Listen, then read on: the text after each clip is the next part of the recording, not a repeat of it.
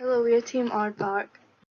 We're going to be presenting our findings for the OffensEval challenge using the CRISP-DM methodology, and these are the topics we will be covering. The business understanding of subtask A of the OffensEval challenge is comprised of business objectives, data mining objectives, and success criteria.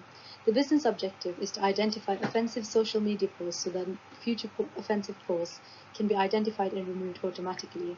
The data mining objective is to create R files to build a classifier in Weka that can identify whether a social media post is offensive or non-offensive.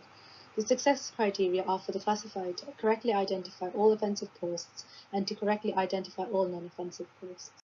Training, trial and test sets of data were supplied as TSV files. The training data contained attributes for tweet ID, tweet and classes for subtasks A, B and C. The other files contained the same attributes, but not all were included.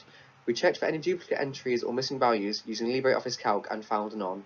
The table on the right shows a few outliers that we felt were incorrectly labelled.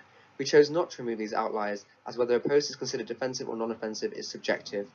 The files provided were in TSV format and needed converting to an R file in order to process the data in Weka.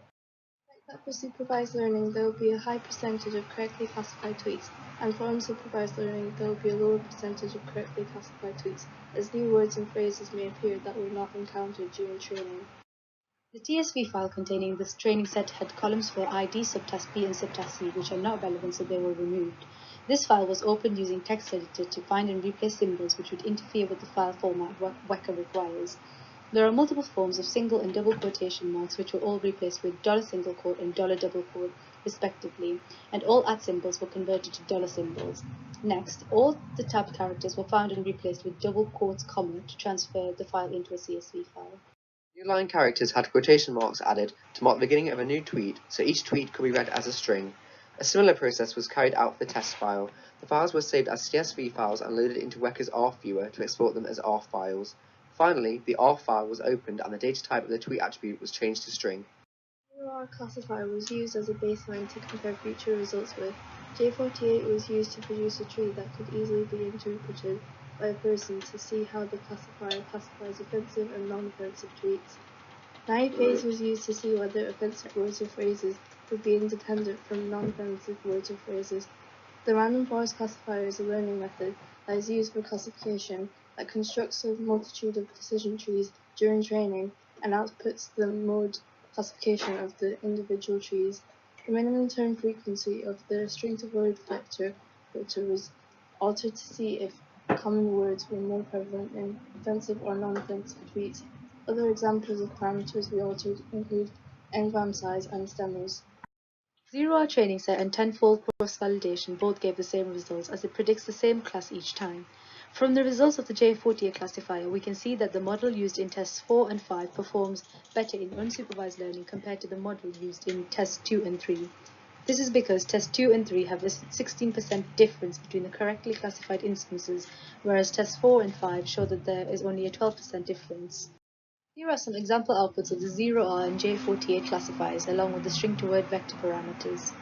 In tests 6 and 7, there was a significant drop in correctly classified instances by almost 25%. This is because in cross-validation testing, words and phrases that are not in the training data may be encountered. In contrast, tests 8 and 9 do not have a significant drop in correctly classified instances, suggesting that this may be a better model for predicting offensive words that were not in the training set.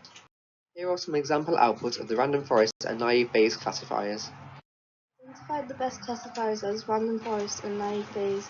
Random forest produced the most accurately classified results, and naive Bayes produced consistent results between training and cross-validation. J48 was discarded as the tree was too large to evaluate and took too long to build the model on the training data. In the test data, after applying the data preparation steps, we substituted the empty subtask A class that contained question marks with the results that were provided for the test set. The file was then saved as a new CSV test file, and we opened it in Weka's R viewer and saved it as an R file. The new file was used in Weka as the supply test set, and if you click More Options and then select the output predictions as a CSV file, followed by selecting the directory to save the file in, the results will be produced in this file. In conclusion, after using the best classifiers on the test set, we can see that the results for random forest are better by 18% in comparison to naive Bayes at predicting whether a post is offensive or not. Thank you for listening.